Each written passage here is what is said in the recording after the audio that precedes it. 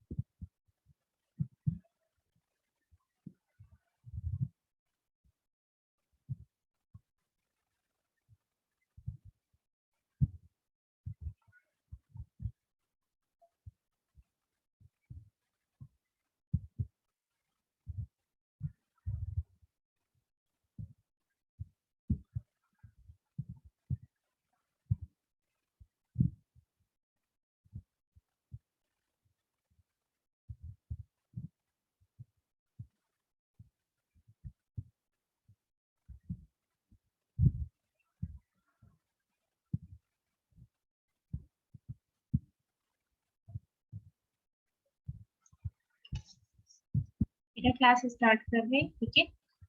जो last lecture था हमारा, अ, उसमें हम लोगों ने प्लांट लोकेशन के बारे में पढ़ा था, प्लांट लोकेशन के फीचर्स वगैरह पढ़े थे, उसकी इंपॉर्टेंस पढ़ी थी। फाइन।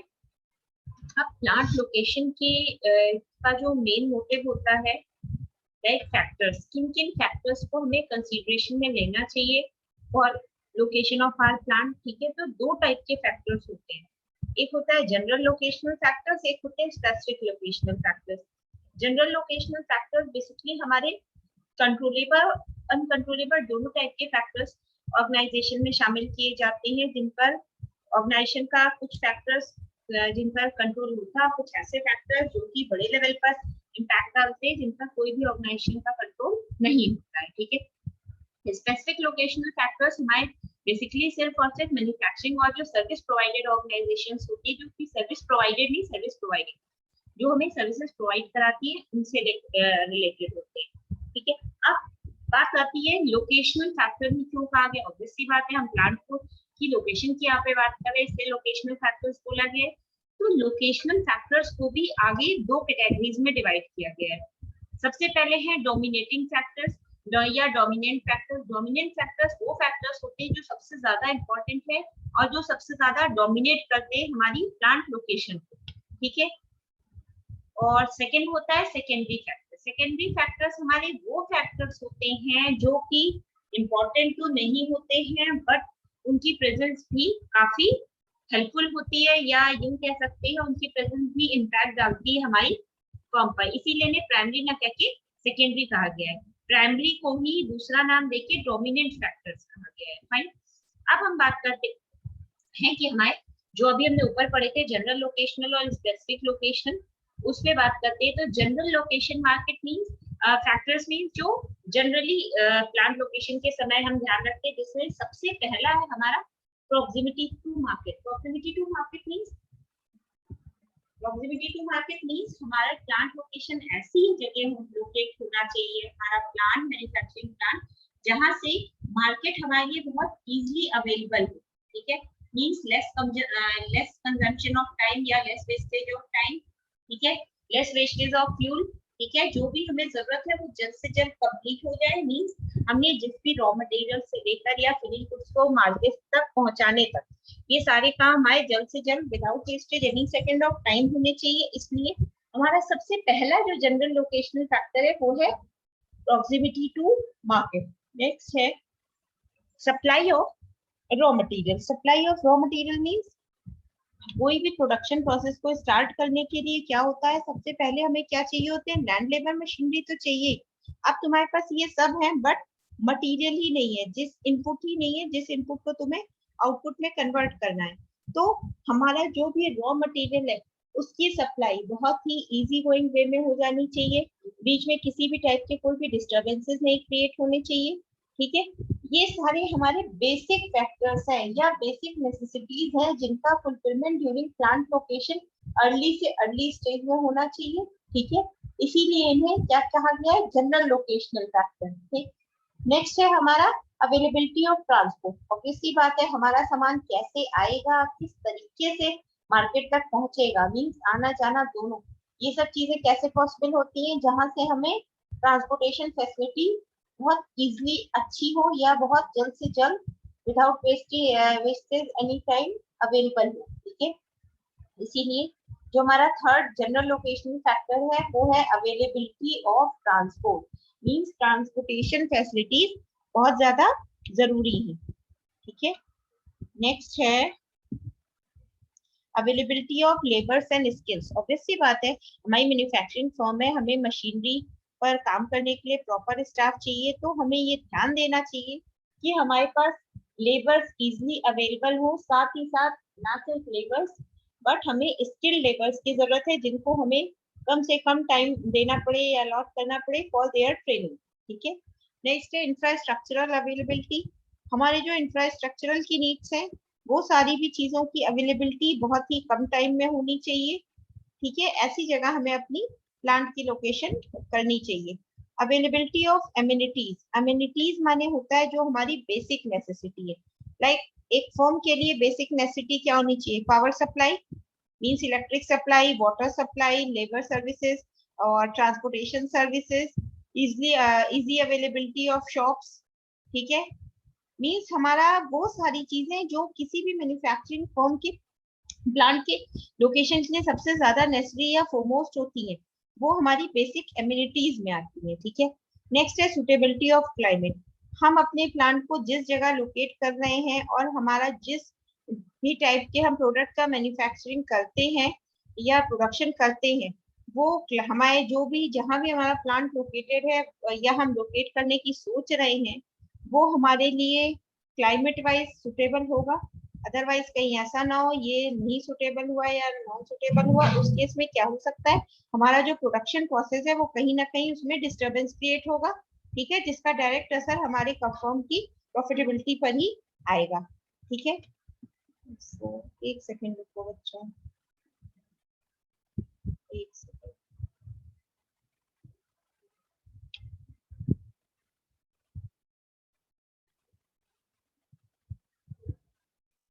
सुटेबिलिटी ऑफ क्लाइमेट हो गया। नेक्स्ट है एक्सटर्नल इकोनॉमीज ऑफ स्केल।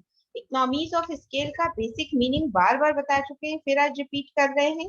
यही होता है कि जो भी हमारे पास स्कार्स रिसोर्सेज हैं उनका हम मैक्सिमम यूटिलाइजेशन कर सकें।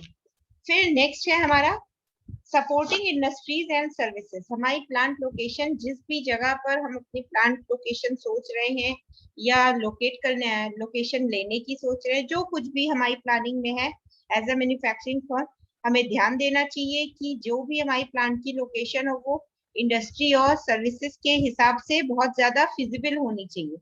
किसी भी कस्टमर की बात करें या सप्लायर की या रिटेलर की, ठीक है, या होलसेलर की, इन सब की हमारी फर्म के लिए इम्पोर्टेंस और ज्यादा तब बढ़ जाती है जबकि ये सब इन सब की सर्विसेज हमें इजीली अवेलेबल हो सके। ठीक है, without wasting very less time. ठीक है, नेक्स्ट है कैपिटल। कैपिटल हमारी लोकेशन कंडीशन पर एक बहुत बड़ा इफेक्ट डालती है। कैसे, if we have sufficient amount of capital और maximum amount of capital for investment, तो ऐसे केस में हम क्या कर सकते हैं, जब हमारे पास कैपिटल ज्यादा है ऑब्वियस सी बात है हमें बहुत अच्छी सी जगह अपनी प्लांट के लोकेशन के लिए ले सकते हैं, बट इन केस की इससे जस्ट ऑपोजिट सिचुएशन हुई क्या कि we have not sufficient amount, we have a very less amount of capital to invest. ऐसे केस में हम क्या करते हैं, इस तरीके से हमें इन्वेस्टमेंट करना चाहिए कि जितना अमाउंट हम इन्वेस्ट कर रहे हैं उससे ज्यादा ही हमारा रिटर्न के फॉर्म में हमारे पास अवेलेबल है। ठीक है, नेक्स्ट हमारा है regional regulations. Regional regulations means जिस एरिया में हमारी प्लांट की लोकेशन है उससे रिलेटेड जो भी गवर्नमेंट के एंड से जो भी रूल्स और रेगुलेशन बनाए गए हैं उन सब पर ध्यान देना और उनको विद इन टाइम कंप्लीट करते रहना। नेक्स्ट है political, cultural and economic situation. हमारी प्लांट लोकेशन या हमारी मैन्युफैक्चरिंग फर्म जिस भी प्रोडक्ट का मैन्युफैक्चर करती है, सर्विसेज मैन्युफैक्चर करती है, हमें ध्यान देना चाहिए कि हमारी फर्म को किसी भी टाइप का कोई भी पॉलिटिकल या कल्चरल या इकोनॉमिक एस्पेक्ट पर किसी भी टाइप की बड़ी प्रॉब्लम ना ही फेस करनी पड़े। ठीक है। नेक्स्ट है लास्ट है special grants, regional taxes and import export barriers. ये हमारे जनरल लोकेशनल फैक्टर के बहुत इंपॉर्टेंट पॉइंट्स हैं कि जिसमें है स्पेशल ग्रांट्स जो कि गवर्नमेंट के एंड से फर्म को प्रोवाइड की जाती है, ठीक है, या फिर रीजनल टैक्सेस जिस एरिया में या जिस प्लेस पे हमारा प्लांट लोकेटेड है उस प्लेस से रिलेटेड जितने भी टाइप के टैक्सेस लगते होंगे, ठीक है, वो। एंड लास्ट है हमारा कि इंपोर्ट एक्सपोर्ट, कि हम क्या किस चीज का इंपोर्ट हमें करना है, क्या चीज हमें एक्सपोर्ट करनी है, ठीक है। ये सारा कुछ जो कुछ भी है ये सब कुछ हमारे जनरल लोकेशनल फैक्टर के बहुत ही इंपॉर्टेंट पार्ट है। दूसरा हमारा था specific locational factor. Specific locational factor माने कि कैसे बताएं, को स्पेसिफिक लोकेशनल फैक्टर तो बता ही चुके हैं। इनके अंदर हम हाँ इस पे डोमिनेंट फैक्टर, अभी हमने पहले ही लोकेशनल फैक्टर की दो कैटेगरीज में डिवाइड किया था, जिसमें पहला था हमारा डोमिनेंट फैक्टर और दूसरा था, क्या था दूसरा, भूल गए, सोचो बच्चों, सेकेंडरी फैक्टर। कैसे भूल सकते हो भाई।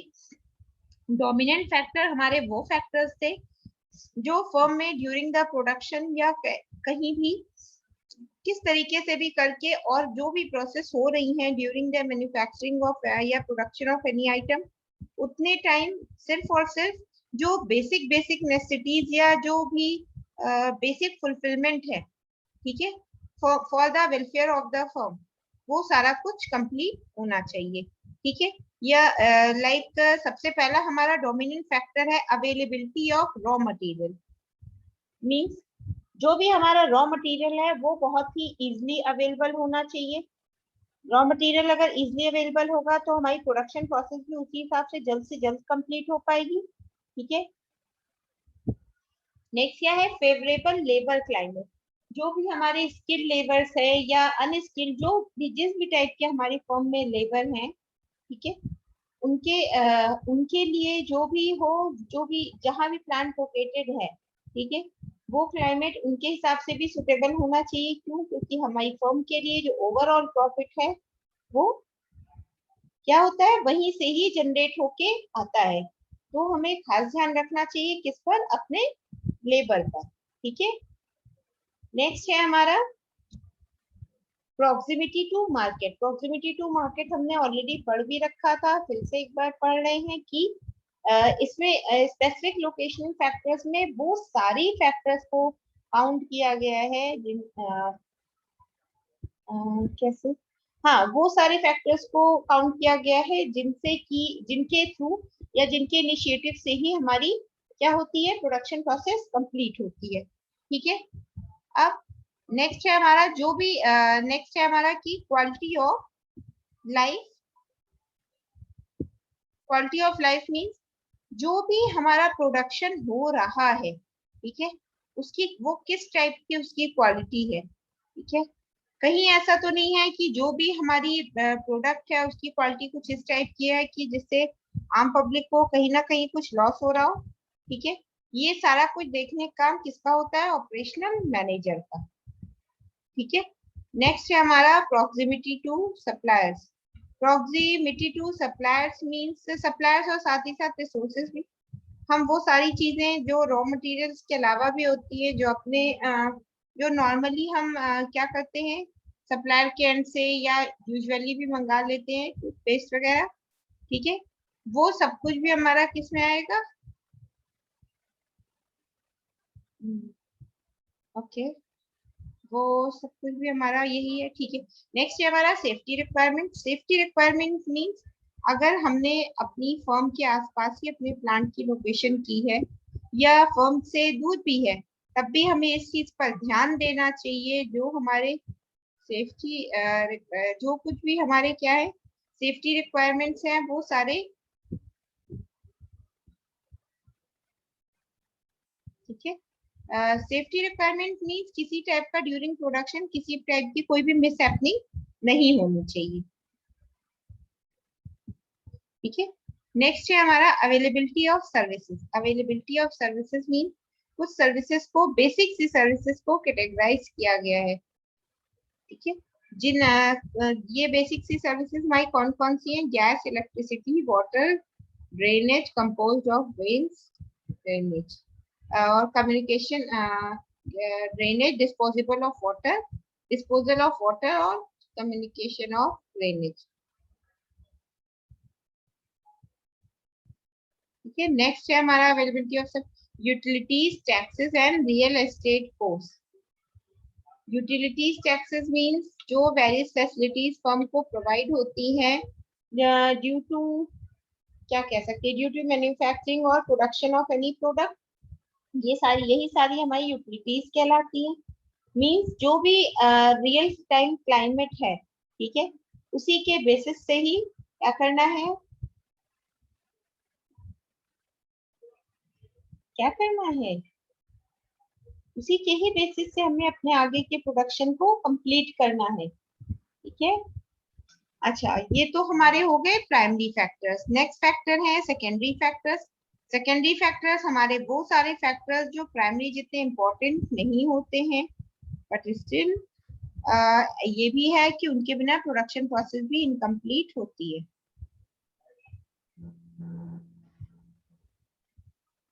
ठीक। तो ये हमारे थे सारे जनरल लोकेशनल फैक्टर, ठीक। अब हमारे लिए जो sir specially specific location factors for service organisation. अब अगर हम बात करें सर्विस ऑर्गेनाइजेशंस की, तो वहां पे हमारे स्पेसिफिक लोकेशनल फैक्टर्स क्या क्या हो सकते हैं? इसको भी दो पार्ट्स में डिवाइड किया है, प्राइमरी और सेकेंडरी। प्राइमरी, एक सेकेंड बच्चों,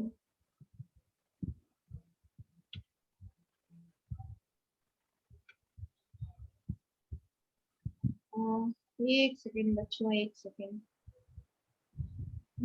कैसे बंद हुआ जा रहा है आज,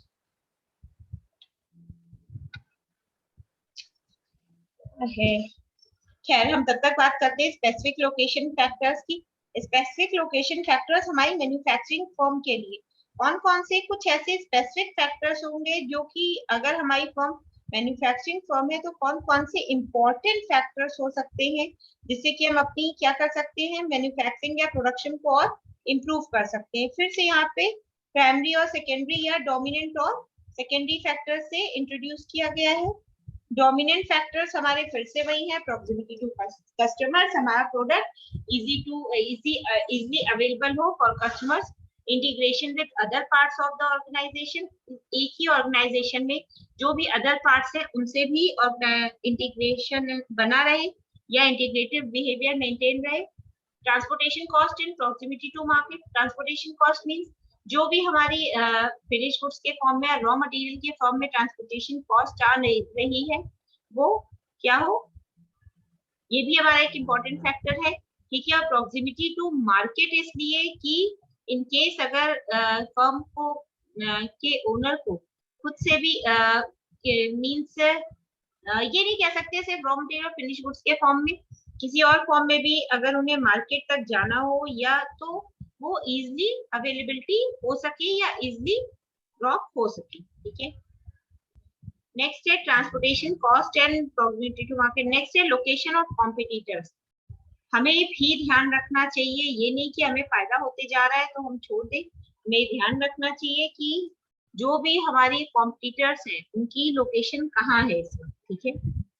नेक्स्ट है सेकेंडरी फैक्टर्स। सेकेंडरी फैक्टर्स हमारे वो सारे फैक्टर्स होते हैं जो प्राइमरी जितने इम्पोर्टेंट तो नहीं होते हैं, बट कुछ तो बट ये भी है कि इनकी वजह से भी प्लान में कभी कोई मैम बोलो बेटा। मैम क्या मैम मैम क्या पूछिए मैम मैम क्या पूछिए जो है हम ये कह रहे मैम हैं सेकेंडरी फैक्टर्स हमारे वो सारे, हाँ बोलो। मैम सेकेंडरी फैक्टर वो मैम जो मतलब मैम कंट्रोलेबल मैम के नाम हो नहीं सकते। देखो सेकेंडरी फैक्टर्स ध्यान दो, वो सारे फैक्टर्स जिनकी प्रायर बेसिस पे जरूरत तो नहीं होती है, बट उनको भी, उन फैक्टर्स की भी क्या होता है, इम्पैक्ट बहुत ज्यादा पड़ता है किस पर, हमारी मैन्युफैक्चरिंग फर्म हो या कि हमारी सर्विस ऑर्गेनाइजेशन हो। सर्विस ऑर्गेनाइजेशन में सेकेंडरी फैक्टर्स ज्यादा मैटर करते हैं, क्योंकि वहां पे डायरेक्ट सर्विसेज प्रोवाइड की जा रही। सर्विसेज किस टाइप की, लाइक हम लोग बस के थ्रू जर्नी कर रहे हैं या ट्रेन के थ्रू जर्नी कर रहे हैं, ठीक है, हम किसी होटल जा रहे हैं या हम किसी रेस्टोरेंट या कैफे जा रहे हैं, वहां हमें क्या होता है, डायरेक्ट क्या मिलती है, सर्विसेज ही तो मिलती है। हम भले ही वहां पे खाने के लिए जा रहे हो, अपने घूमने फिरने, अपने थोड़ा एटमॉस्फेयर के चेंज के लिए जा रहे हो, बट ओवरऑल वो सर्विस ऑर्गेनाइजेशन इसलिए कहलाती है वो इंडस्ट्रीज, क्यों, क्योंकि वो डायरेक्ट कस्टमर को सर्विसेज प्रोवाइड कर रही है। अब क्लियर हुआ? मैम जैसे कि जो सेकेंडरी फैक्टर है इसको एज अ अल्टरनेटिव ना पे ले ऑल्टरनेटिव भी सकते ले हैं। सकते हैं, बट हर केस में नहीं। अगर हम सिर्फ पर्टिकुलरली सर्विस ऑर्गेनाइजेशन की बात कर रहे हैं तो वहां पे हमारा ये ऑल्टरनेटिव नहीं चल पाएगा। ठीक है, देखो ऐसे देखो, तुम गए सपोज किसी होटल रेस्टोरेंट में गए, वहां देखो भीड़ थी, ठीक है, बट ये था कि तुम्हें सीट एक मिल गई, ठीक है, तुम अपनी फैमिली के साथ थे, तुम्हें प्रॉपर सीट मिल गई। अब तुम लोगों ने अपने खाने के लिए ऑर्डर करने के लिए वेटर को देखा, वेटर वहां पर थे बट वो लोग ज्यादा थे, तो वेटर उस हिसाब से फास्ट सर्विसेज नहीं प्रोवाइड करते। तो ये क्या हुआ, ये एक टाइप का सेकेंडरी फैक्टर हुआ। हमारा प्राइमरी फैक्टर ऐसे केस में क्या होता है, हम होटल गए हैं, बढ़िया होटल गए हैं, क्यों गए हैं, क्योंकि आज हमारा घर का खाने का मूड नहीं है, तो हमारा प्राइमरी फैक्टर ये हुआ कि जहां हम गए हैं वहां के खाने का स्वाद कैसा है, ठीक है। अब वो हमारे मन का हुआ तो ठीक है, वेल एंड गुड, नहीं है तो हम इस चीज को भी सेकेंडरी फैक्टर में लिए जाएंगे। अब कुछ क्लियर हुआ? बोलो बच्चों, क्या हुआ बच्चों, आवाज नहीं आ रही है? देखो एक चीज समझो, दो टाइप की फर्म होती है, एक प्रोडक्ट रिलेटेड कहे या मैन्युफैक्चरिंग फर्म कहे, ठीक है। दूसरी हमारी कौन सी होती है, कौन सी होती है? दूसरी हमारी सर्विस फर्म या सर्विस ऑर्गेनाइजेशन होती है, जहां से कस्टमर या आम पीपल, नॉर्मल पीपल को सर्विसेज प्रोवाइड होती है। क्यों भूल जाते हो बच्चों? अब दोनों ही टाइप की जो ऑर्गेनाइजेशन होती है, दोनों से ही हमें दो फैक्टर्स मिलते हैं, एक प्राइमरी फैक्टर, एक सेकेंडरी फैक्टर। हम कल क्या कर सकते थे, जैसे कि हम कैसे कहें, तुम लोग भी कुछ एग्जांपल दो सेकेंडरी उसको लेकर, सेकेंडरी फैक्टर्स को लेके। हमने एक होटल रेस्टोरेंट का दिया ना, बोलो। देखो यहाँ पे एक दे रखा है ट्रैफिक फ्लो का। जब हम कहीं हमें जाना होता है तो हम क्या चाहते हैं कि हम जिस भी रूट के थ्रू वो जर्नी कर रहे हैं वहां पे ट्रैफिक कम से कम हो, ठीक है। तो ये हमारा क्या हुआ, प्राइमरी फैक्टर हुआ। बट इन केस नॉर्मल ना होके सपोज बारिश बहुत तेज होने लग गई, ठीक है, तो ऐसे केस में हमें क्या करना पड़ा, तो एक जगह रुकना पड़ा। अब हम फिर उसके बाद जब आगे बढ़े तो हमने पाया कि कई जगह पानी भरा है, मौसम साफ नहीं है, रास्ते पे भीड़ हो गई है, कीचड़ हो गया है, गंदगी हो गई। तो ये सारे फैक्टर्स हमारे क्या हुए, सेकेंडरी फैक्टर। हमें किसी अपने डेस्टिनेशन पॉइंट पर जाना है तो वहां के लिए हमारा प्राइमरी फैक्टर क्या था कि रास्ते में हमें ट्रैफिक ना मिले, हमारा जो भी जर्नी हो ट्रैफिक फ्री हो। अब कुछ क्लियर हुआ प्राइमरी सेकेंडरी फैक्टर?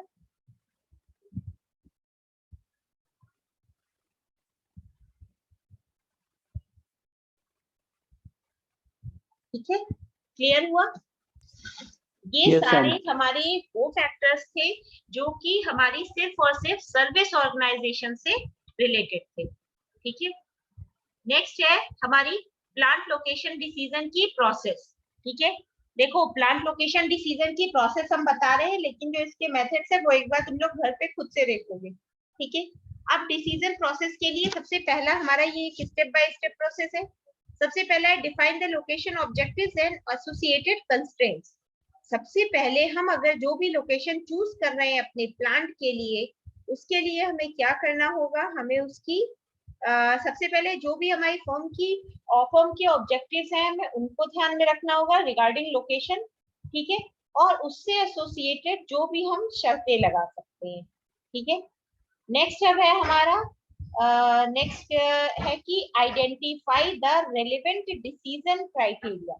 अब हमें क्या करना है, जब हमने अपनी लोकेशन से रिलेटेड डिसीजन ले लिए, जो भी उसकी जो भी हमारे फैक्टर्स हमारे फेवर में थे या जैसे भी जो कि बहुत कैसे कहें कि मीन सबसे पहले हम लोकेशन से रिलेटेड जो भी हम डिसीजन लेते हैं उसमें जो सबसे ज्यादा रेलेवेंट फैक्टर्स होते हैं हमें उनको आइडेंटिफाई करना होगा कि हमारे लिए क्या हो, बेसिक एम्यूनिटी हो, इजली अवेलेबल, पावर कट ना हो, मीन पावर सप्लाई अच्छी हो, ठीक है, जो भी हमें रॉ मटेरियल मिल रहा है वो चाहे फिनिश मीन्स जो भी इनपुट्स मिल रहे हैं वो रॉ फॉर्म में ना हो, ठीक है। और इस नेक्स्ट हमारा क्या है, relate the objectives in the criteria using appropriate method. अब हमने जब ऑब्जेक्टिव्स को क्या कर लिया, रिलेट कर लिया अपने टॉपिक से, अब हमें क्या करना होगा कि हम ध्यान दें कि हमारा जो भी हमारा प्रॉफिट है, ठीक है, कैसे कहें, जो भी हमारा ऑब्जेक्टिव है उसका मेन क्राइटेरिया क्या होना चाहिए, जो भी हम आगे मेथड्स पढ़ेंगे लोकेशन से रिलेटेड उसके बिहाफ पर होना चाहिए। साथ ही साथ ये भी कहने के लिए कि जो भी हमारे ऑब्जेक्टिव्स हैं वो हमसे